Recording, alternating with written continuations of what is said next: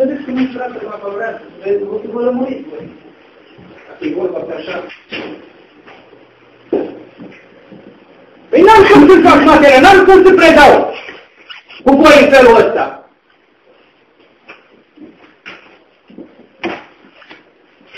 Cine mă pot să pregătire sâmbătă?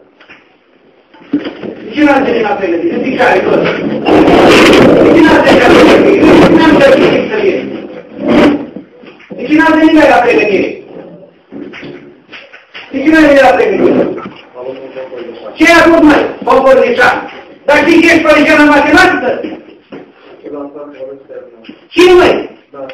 Care doamna văzare de sport? Și ce mă interesează pe mine, măi, asta? Ce mă interesează pe mine? Să ducem, pe cine ai venit? Pe cine ai venit, măi? Pe cine ai venit? Ai doi pentru sâmbătă, când ai venit. Tu. Pe cine ai venit? De cine ai venit? La ce? Și ai spus că profesorul din matematică o chema la pregătire? I-ai spus? Și a spus că trebuie să-l ajut, da? Și era supărat? Era supărat că te-am chemat la pregătire. Dar, dom'le, uite ce chestii deșteaptă! Îi supărat părintele că eu îl chem la pregătire pe copil. Da?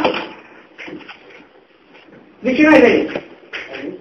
Aici a spus-ul meu, îl înțeles.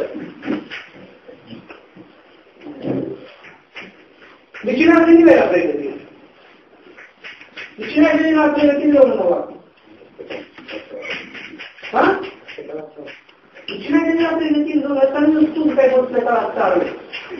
Și-ai spus părintele că trebuie să-i duci la pregătire la matematică sau? Ha? N-am înțeles. I-ai spus sau nu i-ai spus? De ce nu i-ai spus? De ce nu i-ai spus, mă?